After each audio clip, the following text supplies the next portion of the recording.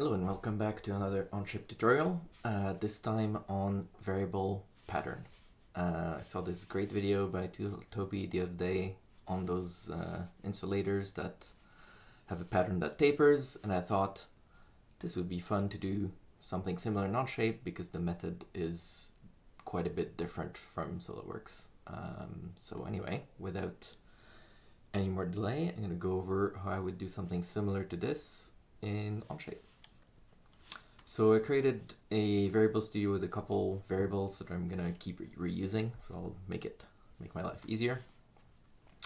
So I'm gonna start by creating a layout sketch.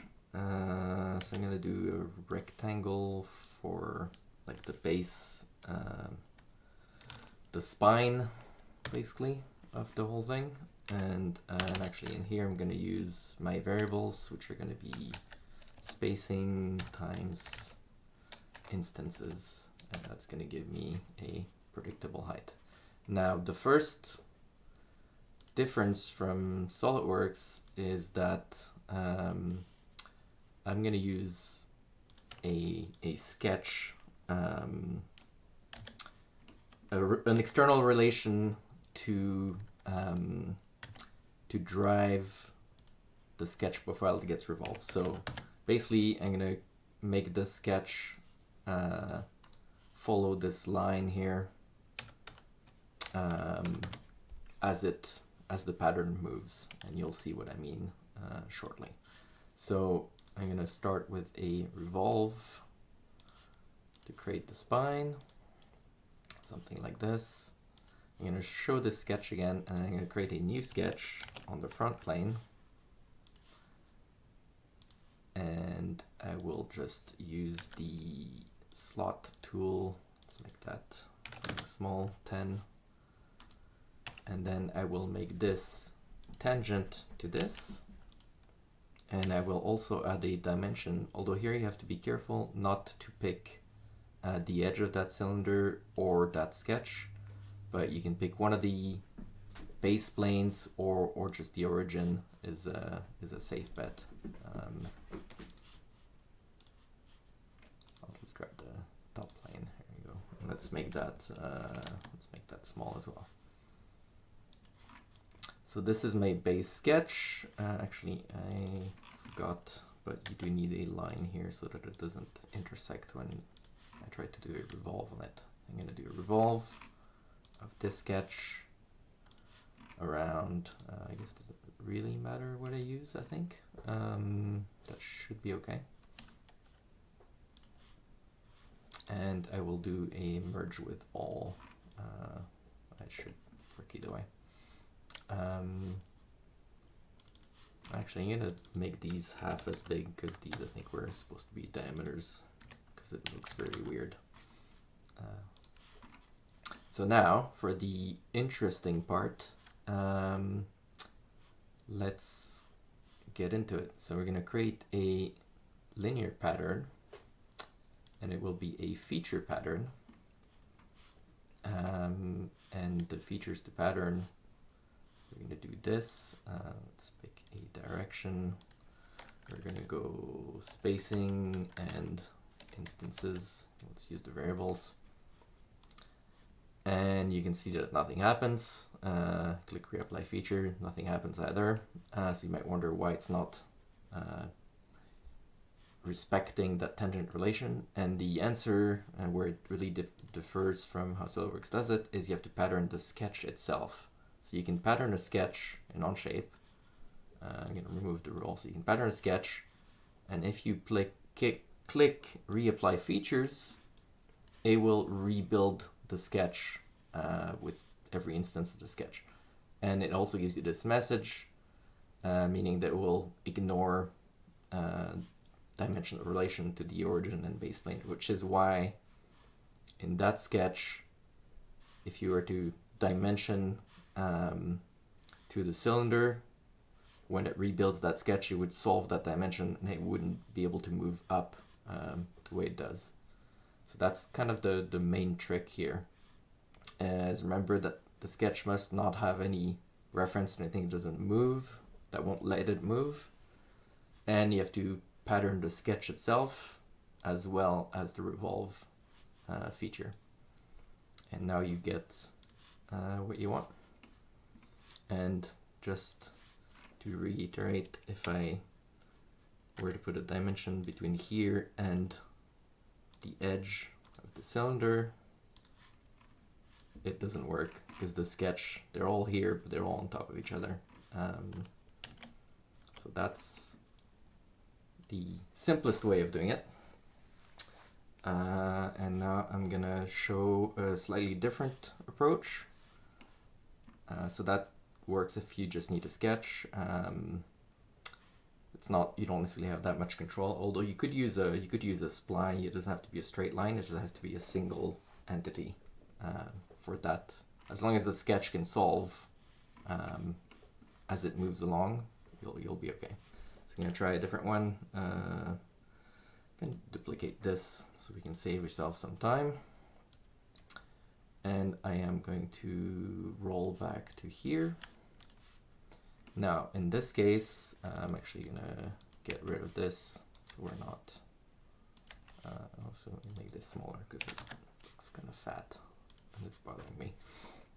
So now I've got an error in the sketch, and that's fine. We'll fix it. But the key thing for the next thing that we're going to do is to use a counter, basically. And if you've done any kind of programming, this will look somewhat familiar.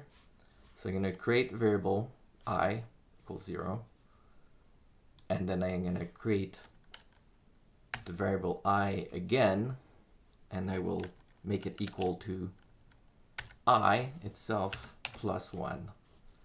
And really that's kind of the main trick, and I will show you what you can do with that.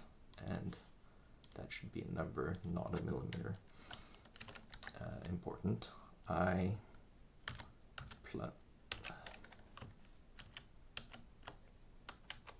plus 1. So now I've got I equals 0, I equals 1. Now if I go in my sketch, obviously the tangent relation is broken, but what I can do is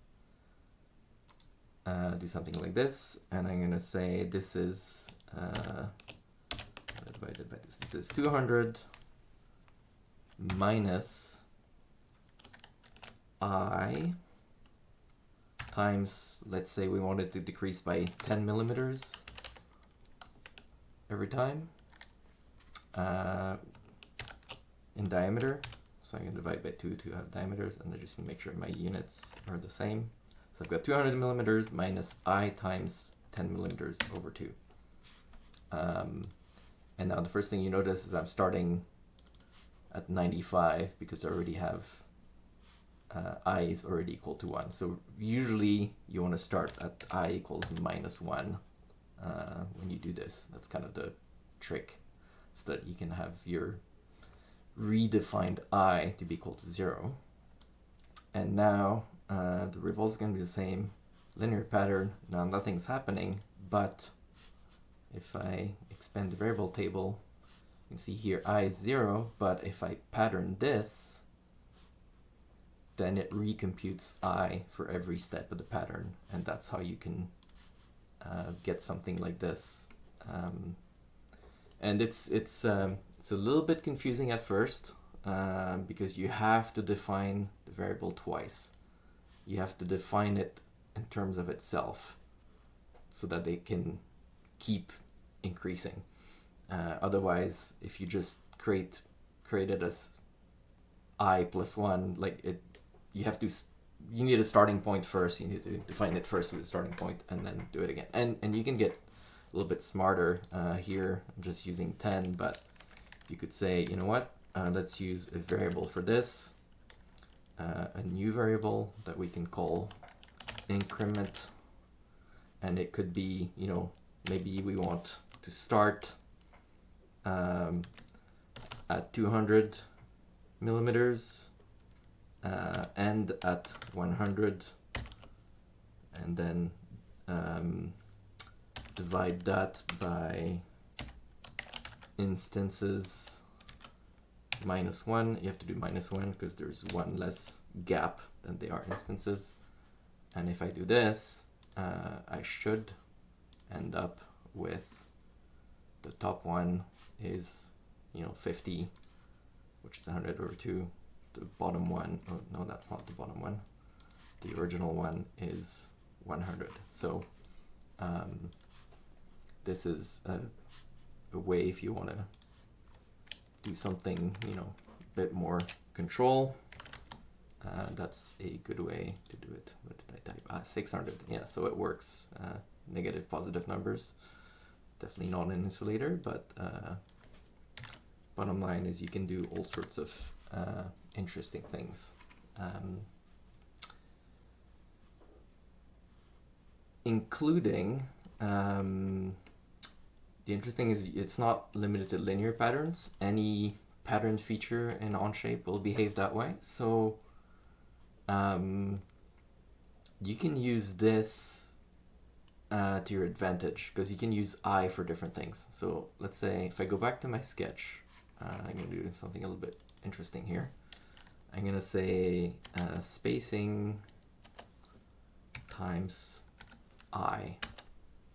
Now this is going to start at 0, but that's okay in this case. I mean, you could modify that. And now weird things are going to happen with the pattern, because I guess it's adding this distance, but the sketch itself has a distance that will vary every time it's recomputed. So now I'm getting the spacing like this.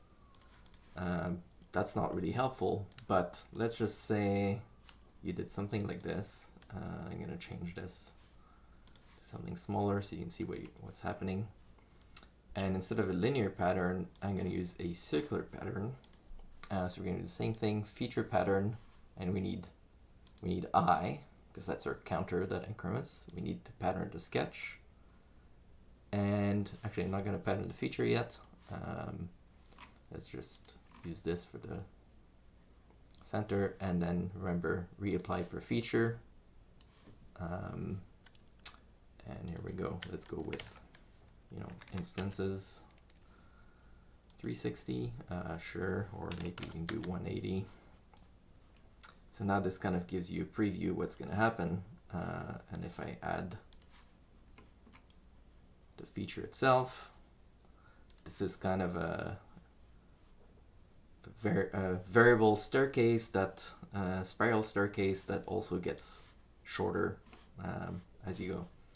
So you can really combine this in different ways, and you can make it, you could make the increment 0 if you don't want to change the diameter, but you can really, why is it not undoing this? That's interesting. Not captured in the undo, the Control Z. But anyway, this concept of patterning a counter lets you do some pretty interesting things once you understand what it can do. And it can be a lot of fun. Not as user-friendly for sure as the way SolidWorks does it, but in some way more, you have potentially more options if you can figure out how to actually use it. Including, I guess this isn't running too long yet. I've got one more example I could go over, or maybe let's do it as a part 2. Let's break it up a little bit, because it's gonna get. I've got 2 more things actually I can go over. So anyway, I hope that was interesting. It's not something you do every day, but that's how you do it if you want things to change in your pattern, or 2 different ways of doing it anyway, and there's more. Although they're all based on this on this idea. Anyway, hope that was helpful, and see you soon for part 2.